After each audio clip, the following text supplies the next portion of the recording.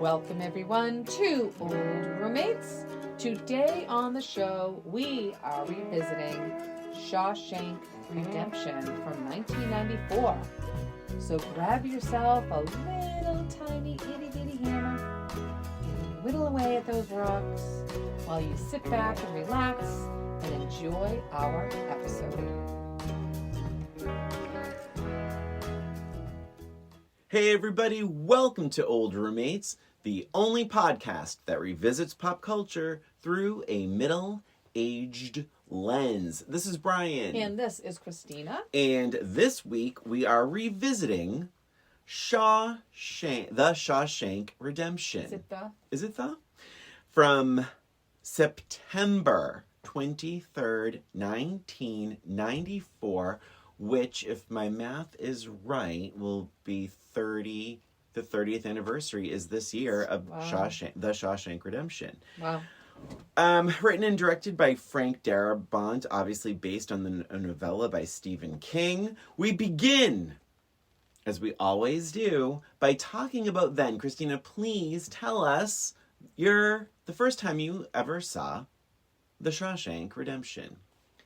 The first time I ever saw the Shawshank Redemption was on video. A friend of mine suggested we rent it. I had heard great things. I didn't know too much about it aside from who was in it, and it had a lot of accolades. I forget, did it? You probably have this. It was nominated for 7 Oscars. Yeah. It didn't win any, but it was nominated for 7 Oscars. I remember hearing a lot about it. Yeah. Prison movies aren't really my thing. It's not really my jam. But I'm like, you know what? It has a great cast and all of that. So I said, sure.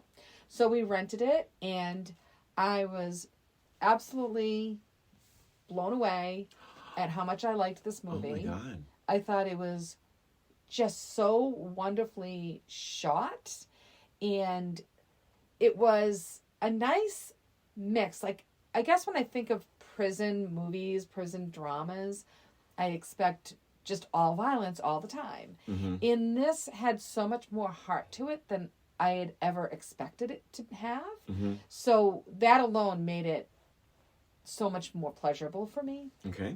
And I loved the More narration. Okay. I loved the friendship. There was so much more heart to it than I expected. Yeah. And I think that's what I walked away with. I just really, really liked this movie. Nice. I don't know. I might have seen it one other time since, but it's not really one of those. It's 2.5 hours. I hope you watched it since. Well, obviously. Well, aside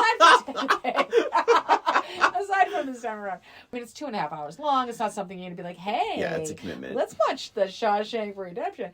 But I did really enjoy it. How about you? What was when was the last time or first time you watched the Shawshank Redemption? Thank you for finally asking. I saw this in a movie theater. I'm not one to brag. So fancy. And I was bored to tears. Wow. Yeah. It missed me. To me, this is up there with The English Patient. Oh, yeah. my It was one of those goodness. things where I'm like, oh, God, this is a movie I'm supposed to like because everyone else likes. See, that's a terrible way to get into a movie, too. Like, I've no. not liked movies because of that. But you said something similar, that it was very hyped to you. And this was relatively hyped to me. But I did see it pretty early on when it was released. And it got a lot of great reviews. And anyone that had seen it was like, oh my God, you have to see Shawshank Redemption. And what was bothering me, and I do think this can work against the audience I was with. Yes. Very engaged.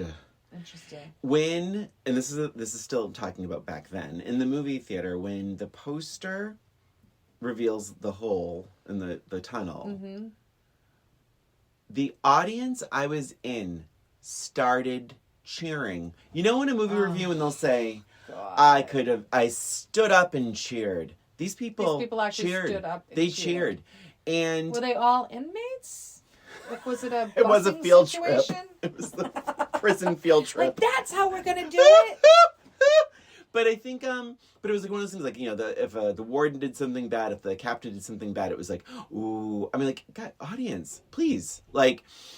And so there was a lot working against it for me, but I don't even, maybe, who knows, but it really just, I was just bored. And to your point about heart, is that it kind of drove me a little crazy because I felt like the heartfelt moments were, I don't want to say predictable as much as they were like a little overdone and maybe a little too much, because it's like it just wanted to be both. Like I just struggled and I was not a fan. I was really surprised it got so many Oscar nominations when it had come out and it had bombed. So this movie cost about $25 million to make. It was released in its entire month in the theater. It only made $16 million. Wow. The word of mouth was really strong and the reviews were really good. And what happened is when it came out, so it was released in September, and when Oscar nominations came out, it got 7. Yeah. The studio re-released it, and it made a bit more money. Sure. And so it essentially made like $75 million between overseas and here.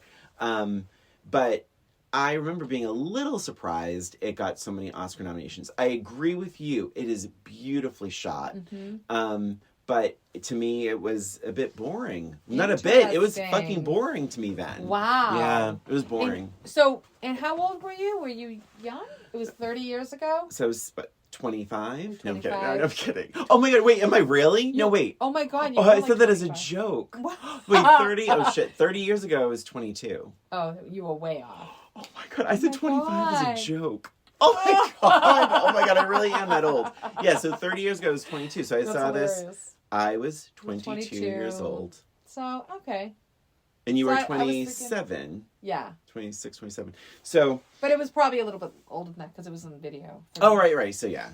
But I was still old enough to appreciate it. I'd seen much heavier things than this. Right. No, I was thinking if you were younger, like if you were like 14 or something, then I could see it being very boring. The funny thing is, too, though, is like I've said this before in this podcast, is that like I feel like I often like really subscribed to movie critics, like the good movie critics. And so I would honestly look forward to seeing something that people were going crazy, the critics were going crazy about, less so when audience was going crazy about like them. I don't trust you have the same. Well, when everyone likes something, right, I always get a little suspect that it was designed for people to like it. Yes. You know? I agree with that. No, not this one's also... Wait, I'm saying this wrong.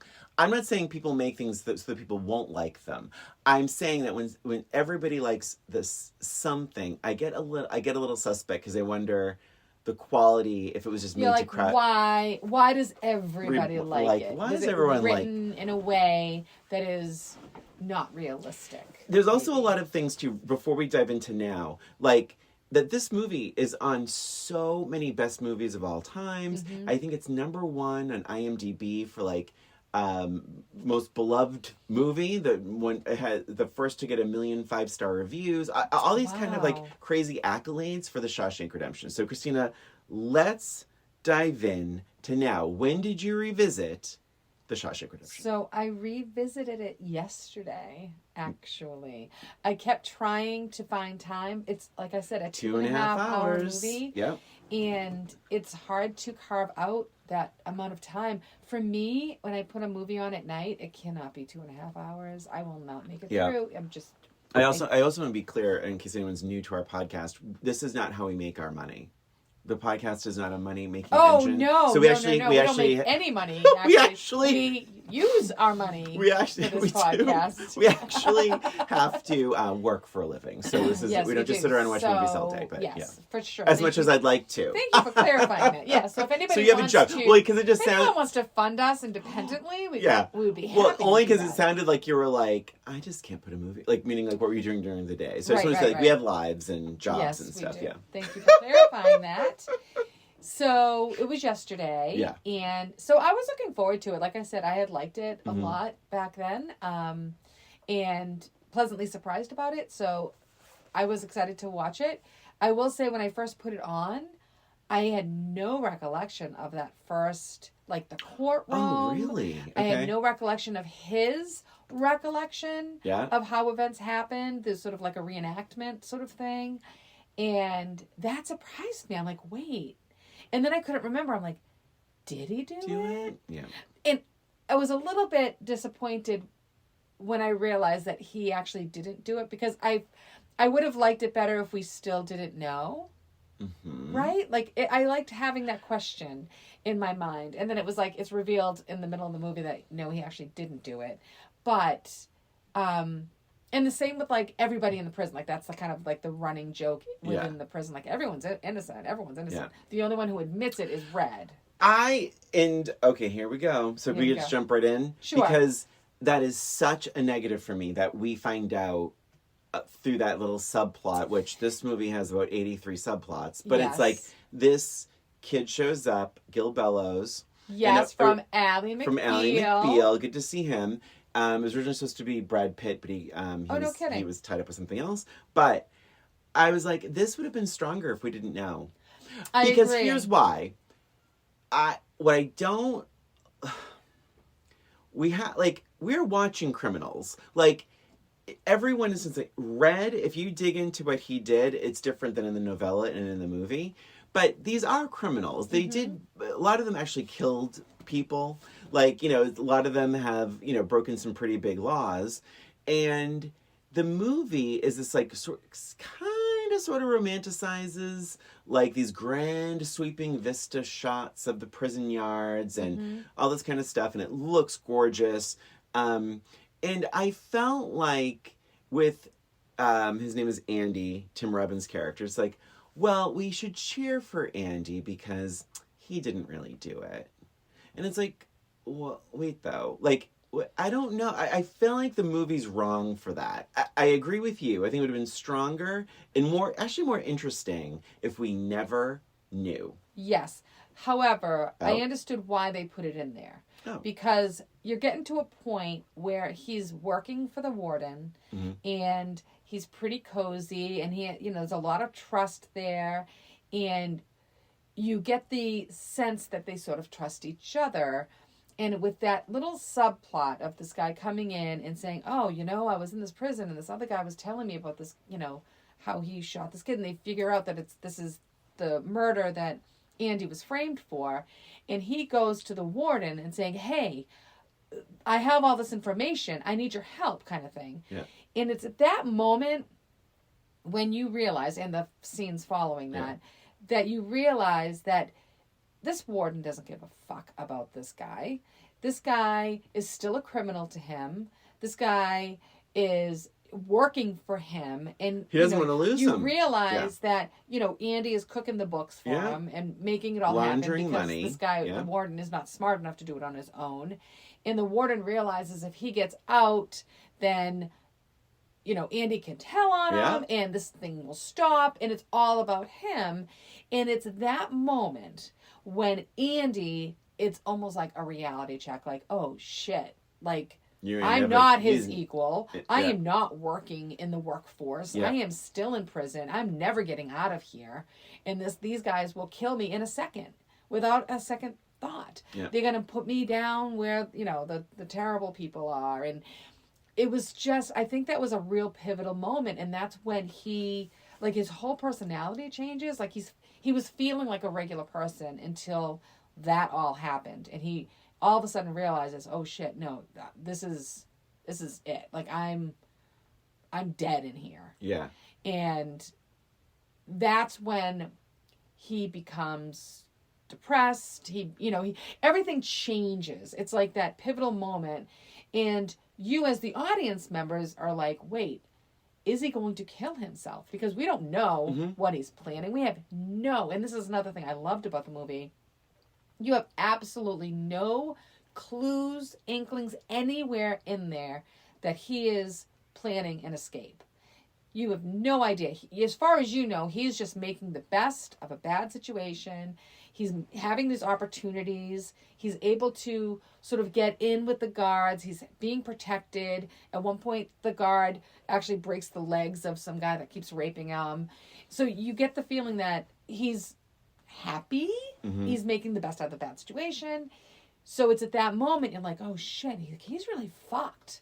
And you feel for him, and you feel like, oh my God, he has no way out. He is going to kill himself, because you don't realize that he's been digging a tunnel all these years. So to me, I felt like it was necessary. I wish they had done it a different way. I don't like knowing that he was innocent. But if he had somehow, because he's so smart, maybe even concocted a plan or had evidence, and you're not sure if he concocted that evidence for himself because he's so smart. And he brought that to the warden. And then the warden is like, wait, you want to get out? And no, you can't get out. And threw him in solitary. And it would have been a nicer way to still mistrust Andy. Are you quite through? That was a lot of talking. I feel like I was in prison for the last 10 minutes. So you're getting how Andy feels. No, but I think so. My issue was more like, I mean, it was so 1-to-1. It was like they even show the guy laughing about it with that maniacal. I didn't like the mouth and flashback. the teeth I and didn't the like laugh. that. It would have been nice if there was holes in his story. Completely. Right? Like, what if it was like, or what if he bumped into the prisoner who was like, oh yeah, he's like, I mean, listen, it wasn't my first kill. I used to ransack the houses down by blankety blank, and Andy was like, wait, which houses? Oh, you know that house there, and then I killed them, and da da da da. And Andy's like, oh my God, there's a chance this is the guy, maybe this guy. And what if it was just the chance? And he goes to the board, and he's like, listen, there's a guy here, and he said that this is not his first crime, and that this is a spree of robbery, murders. And I think he killed my wife and her lover. And he was all like, it's like, what if it was just the thought or the hunch or like you're saying, he's deducing it from things like that. So it's more like the Tommy character is the one who did the murder. Yeah. Is what you're saying? And it's just more like, but he's a little deranged, so he's not a super reliable source, but he turns to the warden for a little tiny bit of help. Yes. It's not saying, hey, please go to the judge and talk about this. He's saying, can you help me look into this? Can you get my lawyer for me or can something? You just contact my lawyer? Or can you maybe help me a little bit more with talking to this guy? Mm-hmm. And it's like, no. And then he still could have killed Tommy. Because the warden I do think the killing of Tommy is like, holy shit. And I don't quite know if it was absolutely necessary. But the other thing is, because he didn't want him to get this out. He didn't want to keep talking about it. He wanted this to squash. True. I think it didn't, but we already knew that they killed Fat Ass. Yes. They beat him to death. Yes. And so I feel like, to me, it felt a little, it felt a little Disney. It felt a little like, these are the bad guys. It's like, no shit, we know this already. And I don't. But they could have just beat him to death instead of shooting him. What if they transferred him? Or just. What if they transferred him? Because he's still talking. It's like, I get why they wanted him dead. But Andy didn't say to, what is his name? Tommy, oh my God, that's the guy that murdered my wife. Like, and then Tommy wanted to get out because he has a wife and a baby. Mm-hmm. Like, I don't think he was only in for like 2 years. I don't think he was going to like jeopardize his situation and like going to bat for Andy. But I don't know. That makes the warden so much more villainous though, right? Because it's like this poor guy. That's what I'm saying. Like no one's probably going to believe him anyway, but just because there's that slight chance that this guy could take away his moneymaker, there's that slight chance. I struggled, as you're probably gathering, with these villains. You mean to tell me they check all of these cells, once a month we'll say, and they do a total trashing? What do they what do they refer to it as? A sweep maybe? A sweep. They do a sweep, and they're smashing things off shelves. They're flipping beds over. They don't ever touch 19 years. They never ripped the poster down. Yeah. In 19 years, I find that a little hard to believe. Well, you have to understand too, though. Oh, please explain it to me. I will mansplain this to you. That he was being protected by these wardens. Not at first. But they did protect him to some degree. So they're probably not flipping over things like they used to with him. There's no reason for it. When the what is his name? When the captain walks in and he puts his hand on the bookshelf and throws everything off the thing. I'm like, that's not somebody who's going to be delicate with a poster. I'm surprised he's even allowed to hang them up. Well, he even said at one point, I don't really approve of this. But because he knew the Bible quotes. He was holding the Bible. He was holding the Bible. Like, that was his end. He was a smart guy. He knew what he needed to do to fly under the radar. It's going to be a real interesting episode, girl. Let me tell you. I did like the beginning, though. Jumping back to that. I did like listen, that lawyer had a really good case. 8 bullets when the gun only holds 6. So that means he reloaded. He reloaded. That was I don't compelling. think that crazy nut job would have reloaded the gun if he was just like, I mean, I don't know. I mean, he was enjoying it. I mean, he definitely enjoyed it. He was laughing about it. He thought it was great. Maybe. Yeah. They also dragged the river for 3 days looking for the gun. Yeah. I'm not sure how hard right. it is to find a gun. Let's see. I did laugh at the little conversation about rejected. And he was like, oh, I'm up for rejection next week. Yes. Yes, that was funny. That was good. I struggled with the sweeping aerial shots of the prison and the prisoners and all these beautifully shot things. The movie is gorgeous. Mm-hmm. But at the same time, these are criminals. Yes. And I do find the movie trying to romance a bit with these sweeping shots and these gorgeous looks. I just struggled with that a little bit. What's really interesting is I just came back from Philadelphia, mm-hmm. and one of the things that we did was a tour of the penitentiary there. Oh, wow. And I thought it was really interesting because it looked very, very similar to this penitentiary that I was in. So maybe it didn't affect me as much because I was just literally in a prison. Yeah. And it was very, very, very similar. Did you think they were trying to make it seem pretty? I didn't really catch that. No, okay. I really didn't. Right. The music, everything still felt very gray. Interesting. And especially at the very beginning when they're all walking in and everyone's like hooting and hollering at them. I thought that was super stylized. I thought it was scary. When they're yelling with the fish, like, oh, fish, fish, fish. Oh, new fish, new fish. Yes. So the guy that says, we're reeling him in, that is Morgan Freeman's son. Oh, no kidding. Alonzo or Alfonso? I'm sorry. Give me one moment, please. That is Alfonso. And what's funny is, in Red's file, it has his arrest picture. Is that him? It's him, too. Oh, my gosh. Isn't that funny? That's so cool. I love little trivia things like that. You speak English, butt steak? Butt steak. It's an interesting... of all words to call somebody. I never saw such a sorry-looking heap of maggot shit in my life. There's some good lines in this. Yeah, there are.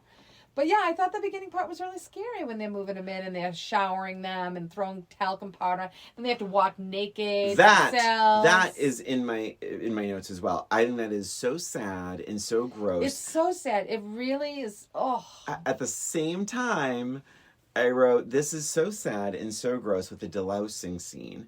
And yet it does sort of flat out ask for sympathy for these prisoners right away.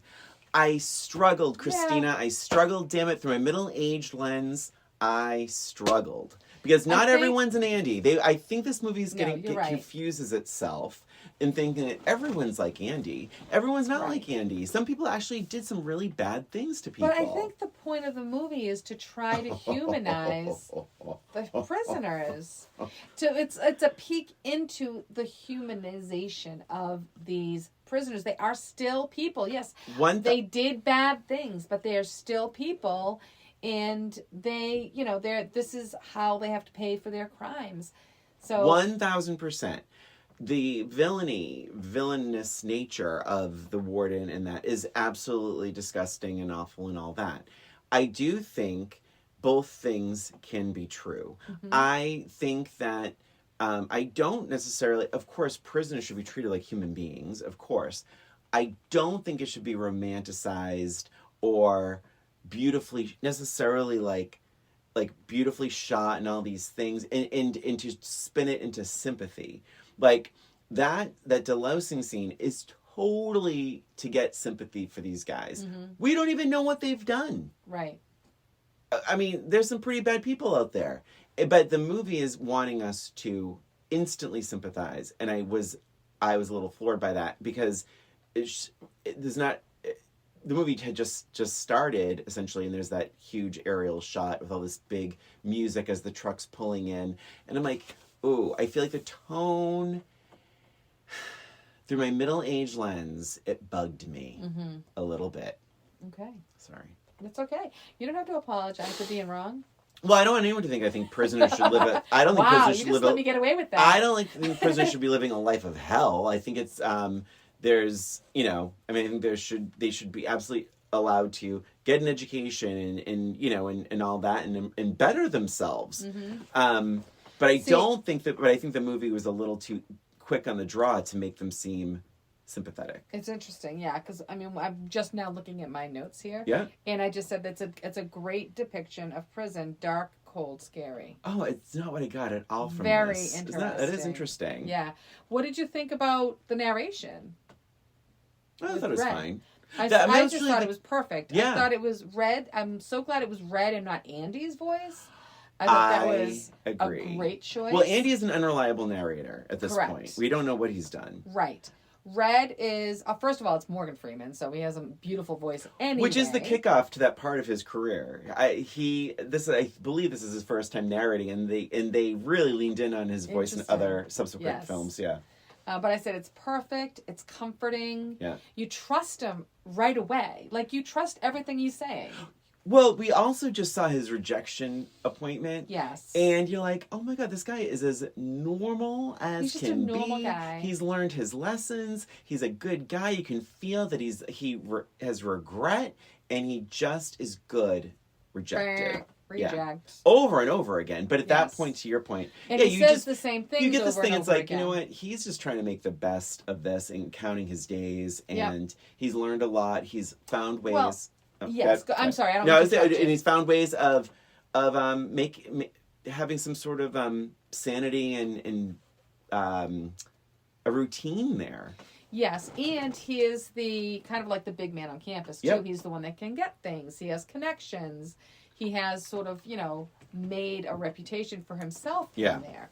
So it's like when he was talking about Brooks when he got out, being institutionalized and not being able to live on the outside. He felt the same way about himself. He felt like, right here now I'm able to kind of be I'm my own boss, and I'm feel comfortable. I have clout kind of thing. Yeah. I think it's a great performance. Yes. Great performance, great narration. Yes. He was nominated for an Oscar for Best Actor. I What to guess... What was he up against? Oh, shit, in remember. 82. I don't know. No, not 82. Fascinating to it's me. 94. Oh my God, 94, sorry. I'm going to look it up real quick what the nominations were. I'm going to talk a little bit. I know what the nominations were for. I just don't know who won. The other people. Oh. That's what I meant, like the other nominees. But I will say, as you're looking it up, because this will tie into that, it got 7 Oscar nominations for Best Picture, Best Actor, Morgan Freeman, Best Adapted Screenplay, Best Musical Score, Best Editing, Best Sound, and Best Cinematography, which we talked about, Forrest Gump, isn't it? Yep. Forrest Gump, 4 Weddings and a Funeral, Pulp Fiction Quiz Show, and The Shawshank. Holy shit, that's quite the year. Yeah. Pulp Fiction, Forrest Gump, Shawshank, the other one's 4 Weddings and a Funeral. 4 Weddings and a Funeral, and Quiz Show. Quiz Show was fine. I wasn't crazy about that movie. I never saw it. All right, well, there you go. Okay, yeah, so moving right along, I bet you wish your daddy never dicked your mama. This is poor fat ass when he's walking in. And fat ass ends up saying, I want my mother. I want my mommy, or whatever. And someone yells out, I had your mother. She wasn't that great. Did I laugh? Maybe. That's so sad. But Jesus Christ. I mean, but Christina, this talks about what you mentioned earlier with the villainy of it all. Like, I wrote, the captain kind of overreacted. I mean, he's a villain. I feel like Shawshank, a lot of your prisoners seem to die under your care. Any concerns there? Don't care. In 1940, they just blame it on another prisoner. Maybe. I'm sure that's what they do. 1947. Yeah. But it was his first night in prison, and he gets beaten to death. Yeah. Oh my God. And they didn't have staff in the infirmary. He probably would have lived, but there wasn't enough staff in the infirmary, and so he died. Fat ass died. But I think it's making a statement. I think it's, to the other prisoners, to the other first-time prisoners. Like, you can't just be crying. Yeah. Like, we'll beat the shit out of you. Yeah. And kill you. Yep. Bull queers take you by force. Anything to say about that, Christina? I mean, it's prison. Like, that's how they talk. They're not how they politically talk. correct. No one's going to be like, oh, I'm so sorry, you cannot say that word in here. Yeah. How long ago were you in prison? You were in there. The captain. Okay, so he's going to throw Andy off the roof. This is my next note. If I'm jumping too much, No, it's fine. I just said before that the encounters with the sisters was terrifying. Well, the shower. Just every encounter. I'm gonna say something shit. a little, and as a gay man, I think this is okay for me to say this. I wish I wasn't crazy with the casting of the bull queers. Because, and that's what the movie refers to them, they were incredibly muscular. And the shower scene, and they're ripped, they're jacked. They don't look like prison jacked. They look almost gym fitness studio jacked. And I kind of wasn't crazy about that. Is it because you were turned on by that? Oh my God. They are kind of cute. Andy, just relax. But it's could be worse. I mean, with all the prisoners there, I mean, I just make them a little scrappier, a little dirtier. Yeah, I mean, but these guess guys, they had to be tough enough to overtake them or whatever. Jesus, but I mean, like, they can be. You can be tough and not be jacked. Like, you can. Right. These guys, they look like they had a personal trainer. That's my problem with that, with the casting, and you know, I'm sorry to say that, but there is a thought where it's like, rape isn't sex, it's violence. And trust me, Andy puts up quite the fight over and over again. I know. I don't know why. I would imagine that he was there for 19 years. You would have to, and this is happened kind of over time a bit too. Yes. Like, I don't know the thought process of someone in that situation. I would think, do I want to get raped and beat up, or do I only want to get raped? Right. Rape is violence. I'm very clear about that. And but you're gonna get it. You're gonna get you are outnumbered from the jump. You think you're gonna what, Deadpool these guys with a hubcap? Right. You need to figure out a better plan. It's not working for you, Andy. Every time you fight back, you end up in the hole, infirmary, right? In the hole, or the infirmary. You end up bleeding, beat up, black eyes, probably cracked ribs, and you're in the infirmary, or you end up in the hole. Why is it never talked about? Like, why doesn't someone say to Andy, like, just let it happen. You're going to lose this one. And because here's the thing.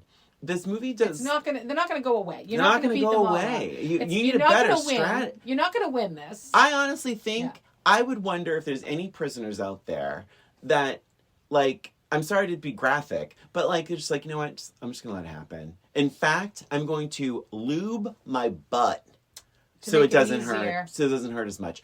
You know this is going to happen a lot to you, and it's not stopping, and you are outnumbered. Like, I just wonder that thought process.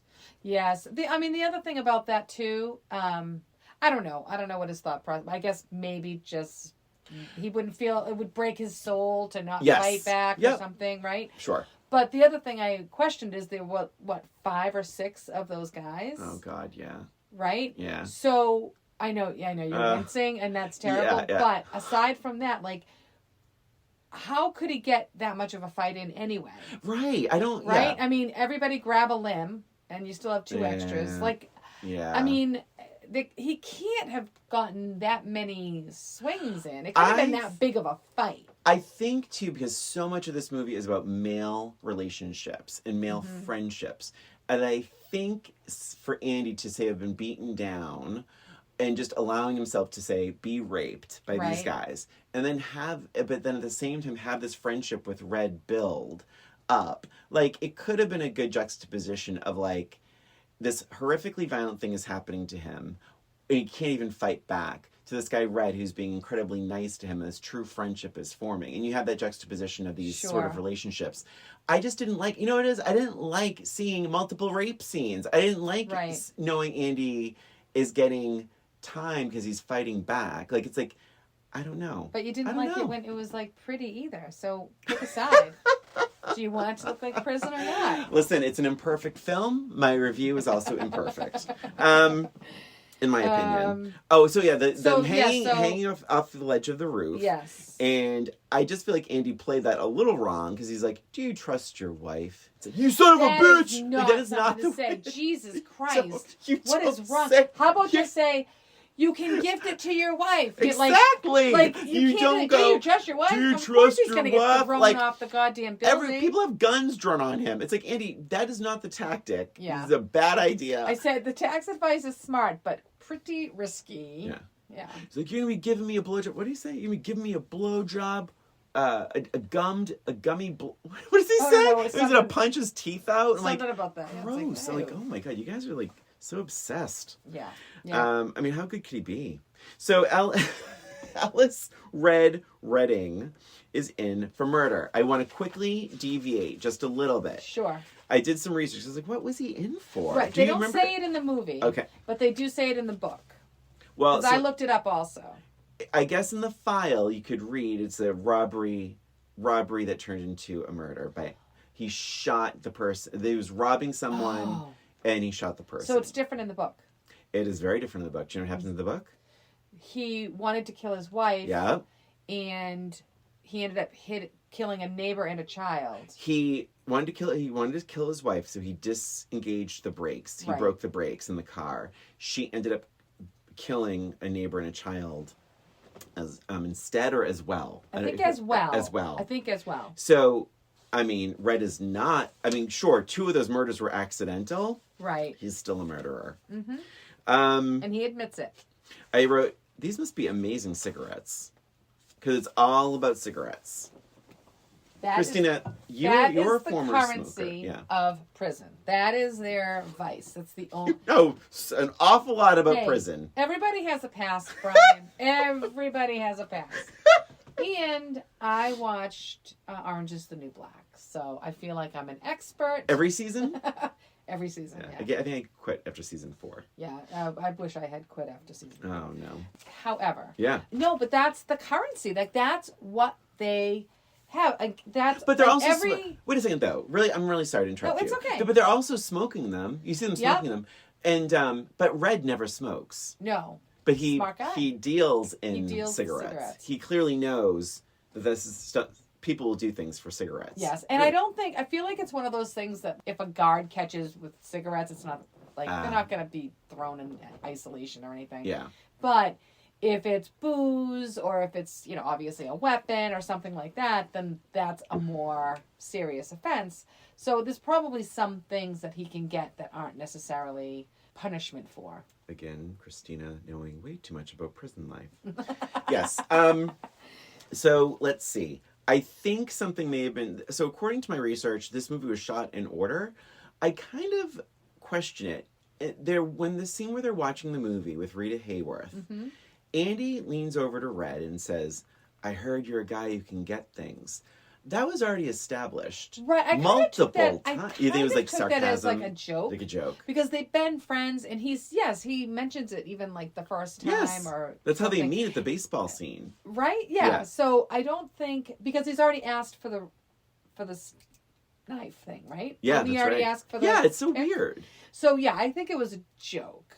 I mean, wait. Between no, yeah, friends. he did already ask for the chisel hammer thing, the rock hammer. Really quick about the scene where they first meet with the baseball, when Red's throwing the baseball. That scene took 9 hours to film. What? They did a lot of different takes, I guess. And Morgan Freeman never once complained about having to throw the baseball. Never once. He's amazing. And the next day, he came in with his arm in a sling. He could have used that in the movie. Oh my goodness. I did say it was very smart for him to know the passages of the Bible and have this conversation with him. Yep. Like a smart guy. Andy's smart guy. And then hiding the tool in the Bible. Yep. I really liked the whole sequence with the library and the doing the taxes. I liked it. Christina, you mentioned this a bit about like hope, right? That it's like he felt normal. Yes. And I felt like it was a really nice, and it was almost believable. Right. Like, I was like, you know what? These guys, like, I mean, I went along with it, and I thought it was really nicely done. Well, and you hear that he finally gets the books that he needs after 6 years of writing letters every week. And then they said, please stop writing. Right. And then he said, well, I'm just going to have to two times a week. Yeah. And I don't know how much longer it took for the rest of it. But, I mean, that was, I thought that was really cool. It warmed my heart when the library was done. And all the guys were in there. And it was beautiful, right? Beautiful. It was, wow. Like, here we go. Human. Heartwarming. Human and heartwarming. Here's my bastardly note. Oh, boy. Is it about Brooks? It is totally about Brooks. So let me tell you, before you start. Yeah. Brooks is that whole sequence of him getting released and trying to accommodate to real life. That whole storyline stuck with me all of these years. It's something that I've thought about multiple times over the years. God. Yeah, it really, really had an effect. And I don't think I've ever thought I had never really thought about what happens after they get out of prison before this movie. Yeah. So this is when I felt through my middle-aged lens, I was like, this is really, really sad. This is really beautifully done. But wow, does it not really belong in this movie? I felt like in a 2.5-hour movie, like I think someone should have said, in the novella, this is not even a paragraph, I believe, this Brooks story. Interesting. And I just felt like, it was like, you know what?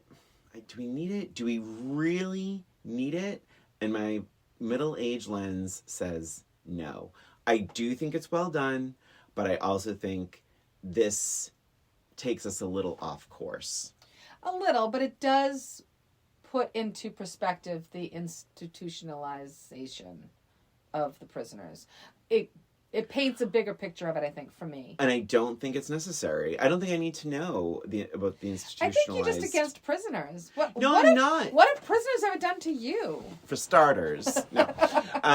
No, but I just felt like it's like this movie, it's just very, very long. And I think that like it just needed some streamlining, and that would have been streamlined. Brooks is a great character. I love the bird and feeding the maggot and the bird growing up and all that. I'm right with it. Like, and we never know what he did.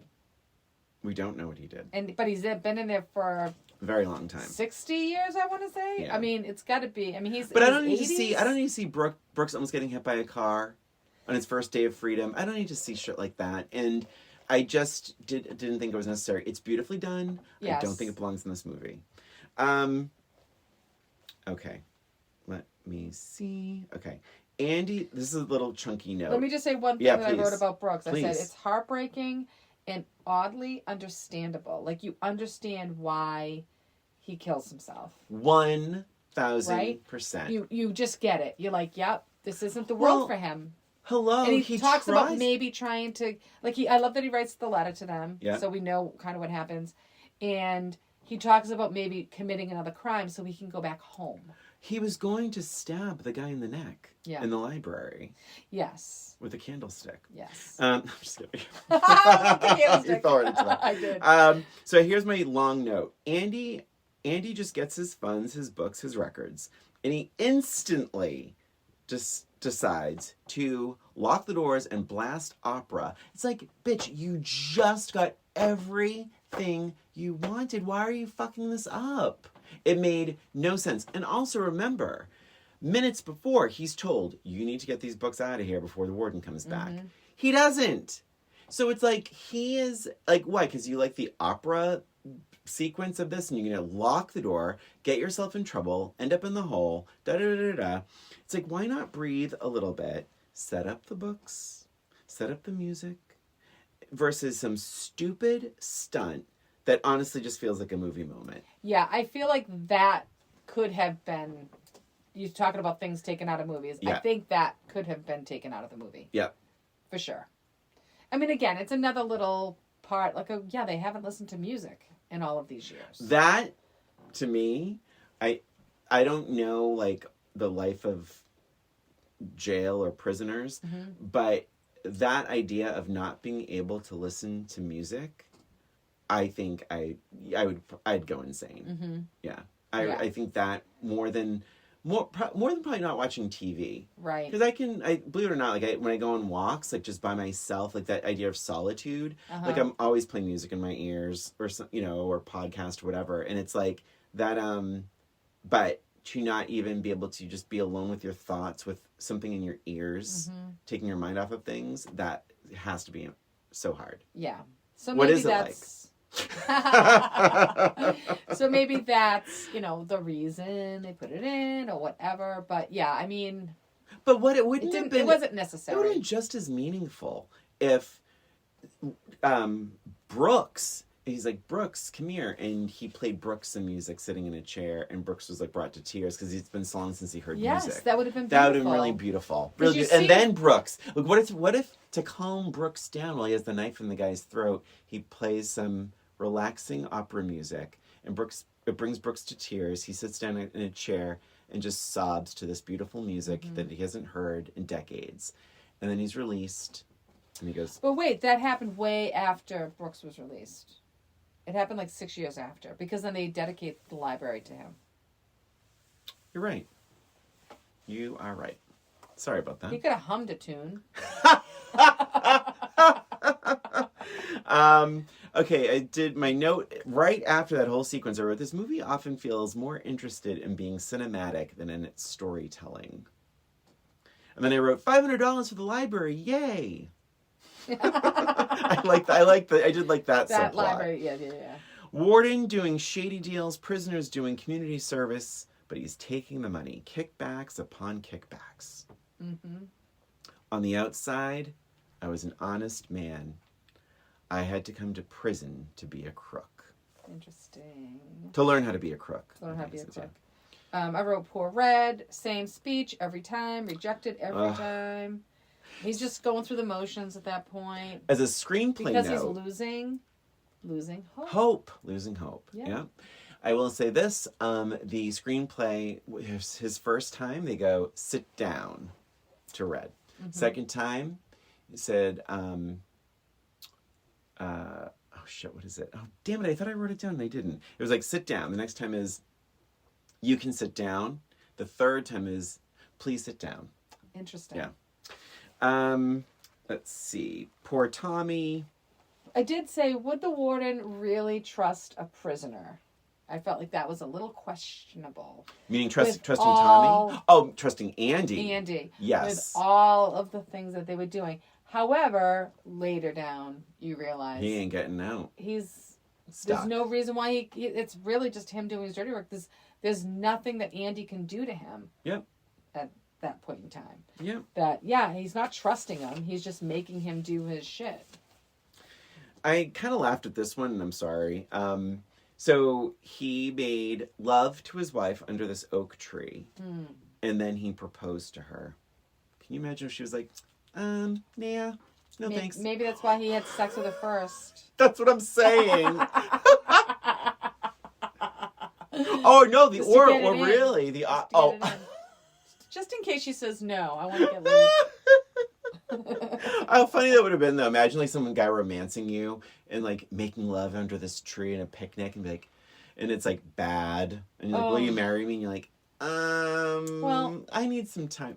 And I don't know. I don't know if you've ever had sex outside before, but it's not always all that it's cracked up to be. I have had sex outside before. I have, yeah. It's just sometimes it's a little bit, talk about romanticized. All right, let's see. 20 years of sweeps and never took the poster down. Was Andy? Oh yeah, it was very lucky, but he was taking the chance. You have to stop this. You, Christina, I am stunned. It was a good movie. At the wiggle room you're giving this movie. I was in it. Oh my God. I was in it. So here's my issue. I'm kind of jumping towards the end. I don't know if you have any notes before that you probably There's not do. a lot. I mean, we talked a lot about what the warden did to poor Tommy. I just said, what a fucking asshole. What a villain. Just such a villain. Yeah. Just everything about him looked like a villain. Just no remorse whatsoever. Yeah. So terrible.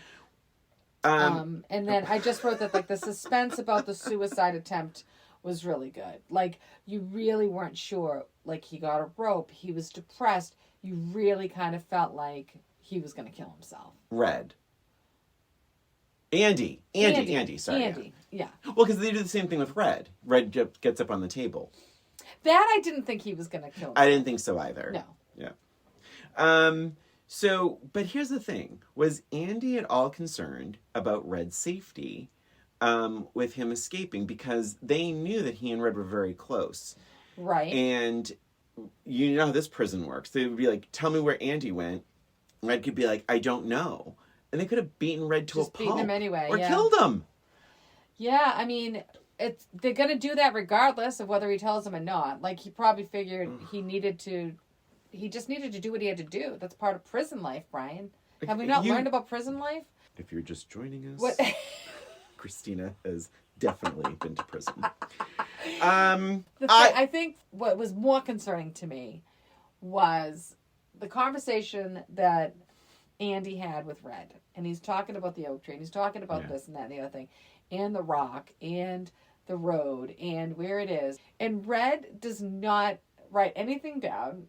And he's supposed to remember this. Like, he's relying on an awful lot. He also says there's a lot of haystacks over there. So, right. Not this one, no, though, by the tree. I'm like, oh, okay. By the tree and all. So, to me, it was just like, oh my God, write this shit down. Because he doesn't even really... With what? Does he even have a pen? I know. He shouldn't. I know he shouldn't. Of course, you can't write it down. Yeah. We get that. But relying on his memory, he's an old man. I would not have been able to remember that. I'd be like, wait, what? What was the name? What was the name of the town? It's about hope, Christina. Yeah. You hope he remembers? I hope I remember. A huge negative. Oh, boy. Huge negative. The warden got off so easy. I was so pissed off. I was so pissed off then, and I was even more pissed off now. Yes. That is not a rewarding or satisfying end. Not for him. Nope. Not at all. I wanted him to suffer. Well, and here's another negative, okay? Here, you want a negative? Yeah. I'll give you one. Since when is the newspaper going to get the news before the arrest happens? Oh, no, that makes sense. Totally. In 1947, it takes a while for things to go to press. But no, Andy mailed the thing. Yes. Please, I don't think the press is going to say, we should really involve the authorities in this. No, the press wants to sell papers. I just thought it was a little strange that he's reading the headlines as he's hearing.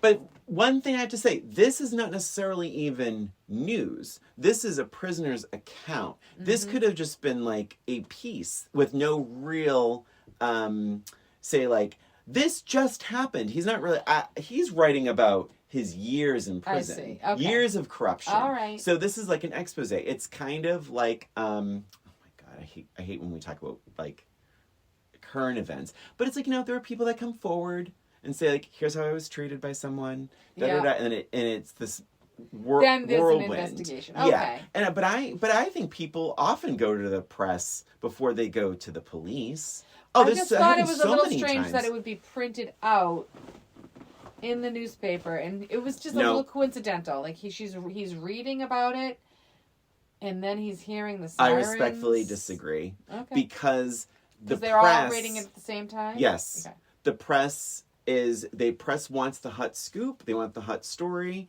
and they're releasing it, and they're like, wait, what's happening here? For example, actually, I'm going to bring the Real Housewives into this. There's a great documentary on Hulu, part 2, called The Hustler and the Housewife.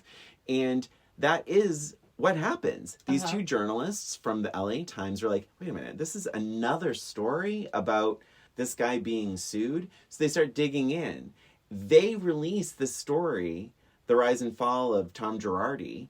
And that is when the FBI and other things start happening and all this. So it's like, you kind of need like the power of freedom the of the power of the press. Freedom of the press. All right, well, my one negative has been removed. Holy shit, you loved it. No, it wasn't one negative. I have a few negatives. Okay. But no, I'm glad you explained that to me because it did seem very coincidental. No, I think that's very real. I think it still happens today. And also too, I think people even more so now are more suspicious of law enforcement. True. I could see them going to the press before they go to the police. Especially some things like old, like if it's old news or something that happened years ago. Hugh, another big negative, sorry to say, these people aren't aging. Do you think they aged? I think A little bit. He had glasses on, and he had a little graying around the temples. Yeah. Andy. I think Morgan Freeman looked better. Yeah. I think he got more attractive. Down boy. I mean, he's no Boggs. He has no Boggs in his gym membership. Oh my God. So I did say it seemed a little unlikely that he would get approved after the swearing. Speech. After the speech that he said, especially considering that he's a black man.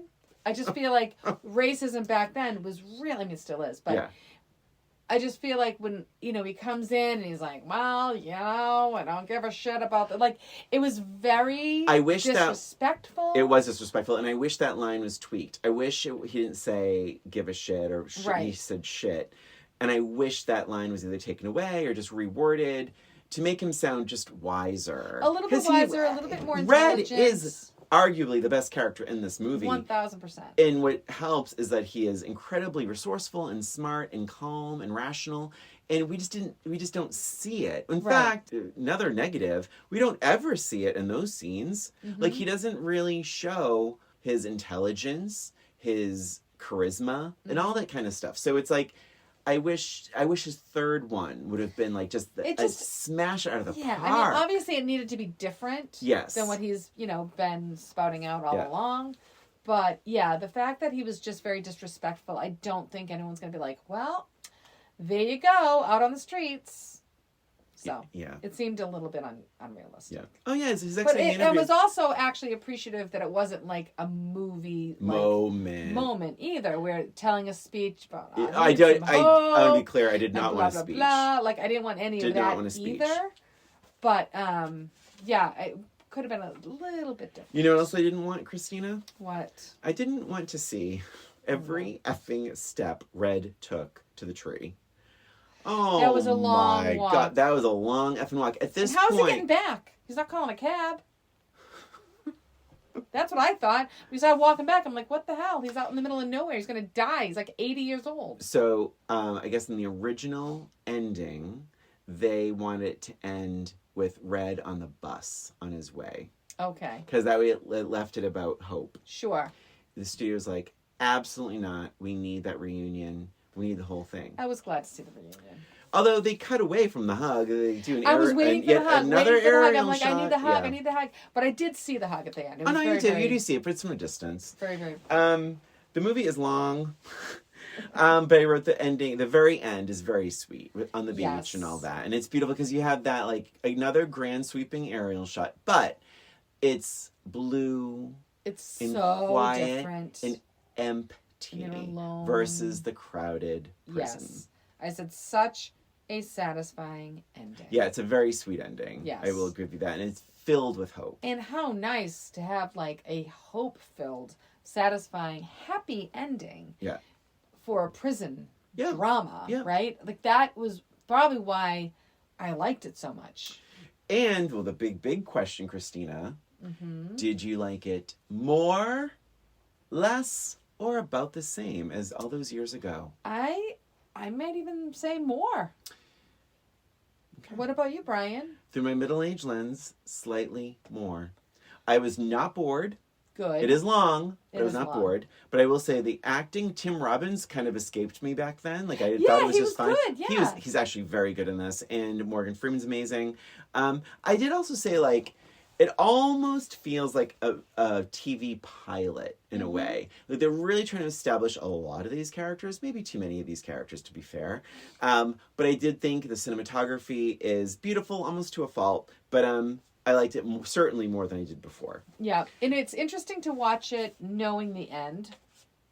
You know, I completely agree. Yeah, it does. It does give you a little bit more comfort. Yep. For one thing. Kind of knowing what's going to happen, because that's one of the reasons I don't really love these prison movies, because it is very unpredictable usually, and there's always some sort of crazy violence. But knowing the end, I could relax a little bit more watching the entire thing, and even looking for different things, like looking to see. Do you ever see him, getting the you know, the rubble out from his... Oh, right. You know what I mean? Just sort of looking... I didn't. Yeah. But, you know, just some of those things to kind of look at. It's kind of interesting. I have some trivia. Cool. Original considerations, I should say. Mm-hmm. Original considerations for Red, Morgan Freeman's character. Clint Eastwood. Okay. Gene Hackman. Robert Redford. Robert Redford would have been a no for me.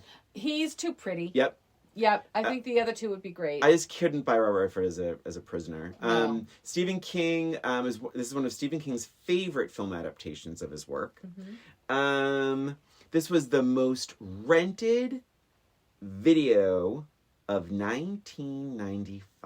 Interesting. And it's really interesting because it did not do great at the box office, but it was a huge hit. Maybe people feel more comfortable watching a prison drama in their homes. Morgan Freeman believed that it was because of the title, The Shawshank Redemption. He's like, people don't even know what the hell it is. What's Shawshank? True. Yeah. That's a good point. Let's see. The budget, like I said, $25 million. The final box office, this is worldwide, is $73 million.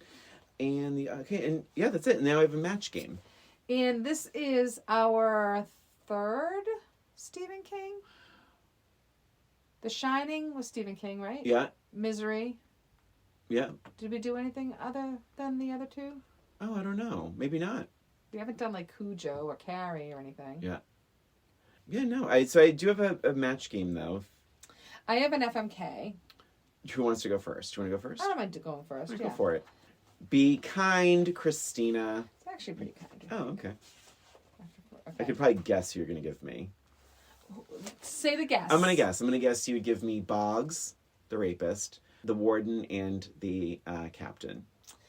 All wrong. Oh, okay, let's hear. I told you I was going to be nice. Right. That's nice. Boggs maybe is nice for you. Oh, stop. You just die and fuck that guy. Christina! Oh! Explicit rating. Feisty.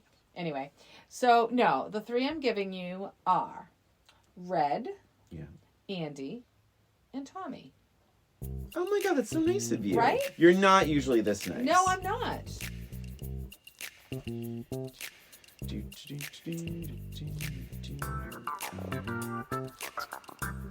Oh, wow. See, it's harder than you think. Wow, it is a little harder than I thought. Okay, ding. All right, hold on. I put you all right. Somebody scribbled up here. Okay, what do you want to do? Red, Andy, Tommy. All right, so FMK in that order. And effing Tommy.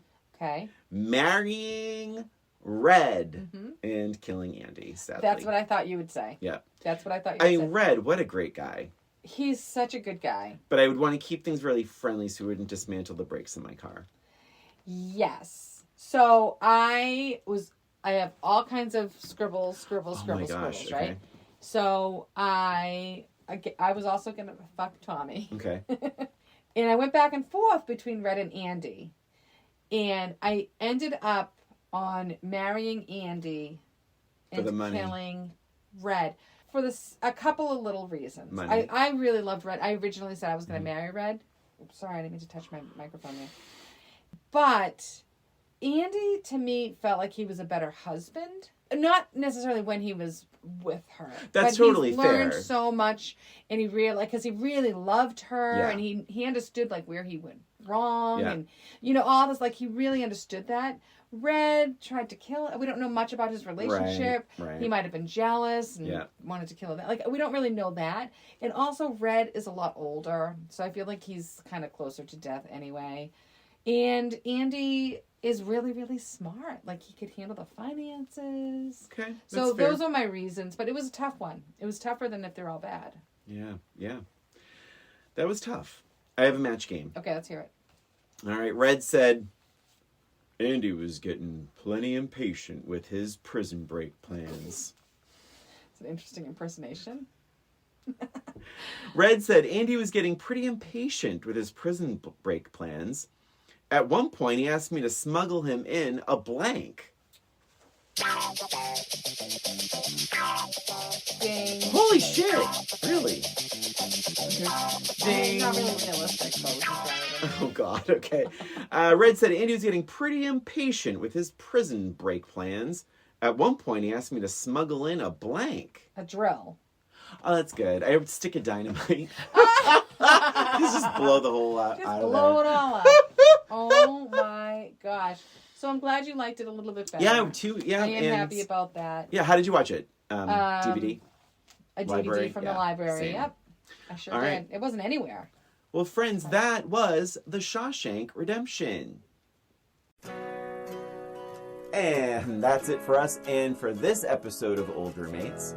Thank you for listening. Please remember to follow us on Instagram or YouTube, where we have our episodes as well as a little extra.